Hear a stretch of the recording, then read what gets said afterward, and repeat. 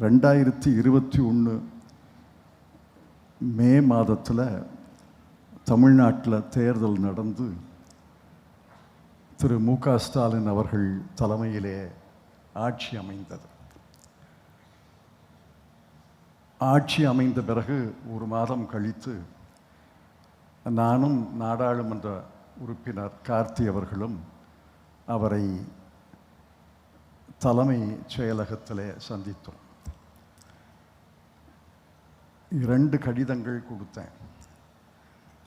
2 கடிதங்கள்லேயும் என்ன சொல்லியிருந்தேன் என்றால், கலைஞர் அவர்கள் சிவகங்கை மாவட்டத்துக்கு மருத்துவக் கல்லூரி தலைமை மருத்துவமனை தந்தார்கள். நீங்கள் உங்கள் ஆட்சியில் சட்டக்கல்லூரியும் வேளாண்மை கல்லூரியும் தர வேண்டும் என்று அன்போடு கேட்டுக்கொண்டேன். அதற்கு அவர் சொன்ன பதில் என் மனதிலே பசுமையாக இருந்தது. நான் அமைச்சர்கிட்ட பேசுகிறேன், தலைமைச் செயலாளர்கிட்ட பேசுகிறேன், துறை செயலாளர்கிட்ட பேசுகிறேன், அமைச்சரவையில் பேசுகிறேன்லாம் சொல்லலை. 2 வார்த்தை தான். அதுக்கென்ன செஞ்சிடலாமே, அவருக்கு நினைவிருக்கிறதோ இல்லையோ, எனக்கு நினைவிருக்கிறது. கவனமாக கேளுங்க, அதற்கென்ன செஞ்சிடலாமே, 2 வார்த்தை தான். அடுத்து சட்டமன்ற கூட்டம், சட்டசபை கூட்டம் நடந்தபோது அமைச்சர்கள் மூலமாக அந்த அறிவிப்பை வெளியிட்டார்கள். இங்கே 101 கோடி ரூபாய்க்கு சட்டக்கல்லூரி, 67 கோடி ரூபாய்க்கு வேளாண்மை கல்லூரி வந்திருக்கிறது. ஏறத்தாழ கல்வி மாவட்டமாக நம்முடைய சிவகங்கை மாவட்டம் மாறியிருக்கிறது. கல்வியிலே ஏறத்தாழ இந்த சிவகங்கை நாடாளுமன்ற தொகுதியும் சிவகங்கை மாவட்டமும் தன்னிறைவு பெற்ற மாவட்டங்களாக நாடாளுமன்ற உறுப்பினர்களாக வந்திருக்கிறது. எனக்கு கனவு காணக்கூடிய இளம் வயது என்பதை முதலமைச்சர் ஒப்புக்கொள்வார். நான் பல கனவுகளை காண்கிறேன்.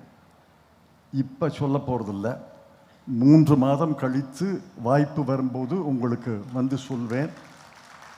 அப்போ அதே வார்த்தை, அதுக்கு என்ன செஞ்சிடலாமே நீங்கள் சொல்ல வேண்டும் என்று கேட்டுக்கொள்கிறேன். மாவட்ட அமைச்சர் திரு பெரியகருப்பன் அவர்களுக்கு, முந்தைய மாவட்ட ஆட்சியர், இன்றைய மாவட்ட ஆட்சியர், மேனாள் நிதியமைச்சர், இன்றைய நிதியமைச்சர் தென்னரசு அவர்களுக்கு, வேளாண்மை துறை அமைச்சர் எம்.ஆர்.கே.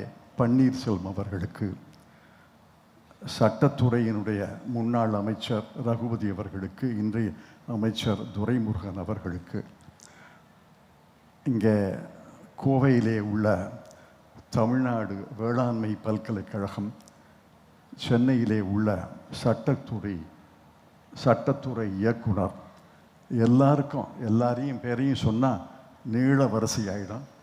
எல்லாருக்கும் என்னுடைய மனமார்ந்த நன்றியை தெரிவித்துக் கொள்கிறேன். ஒப்பந்தக்காரரிலிருந்து அரசு தலைமைச் செயலாளர் வரைக்கும் எல்லாரும் ஒத்துழைத்தார்கள். இங்கே 2 பிரம்மாண்டமான கல்லூரிகள் வந்திருக்கின்றன. இன்னும் சிவகங்கை மாவட்டம், சிவகங்கை நாடாளுமன்றம் வளர வேண்டும் என்பது என்னுடைய ஆசை. உங்களுடைய ஒத்துழைப்பு அரசுக்கும் எனக்கும் இருக்க வேண்டும் என்று அன்போடு கேட்டு, முதலமைச்சர் அவர்களுக்கு நன்றி, பல கோடி நன்றி என்று சொல்லி நன்றி பெற்று விரைவுகிறேன்.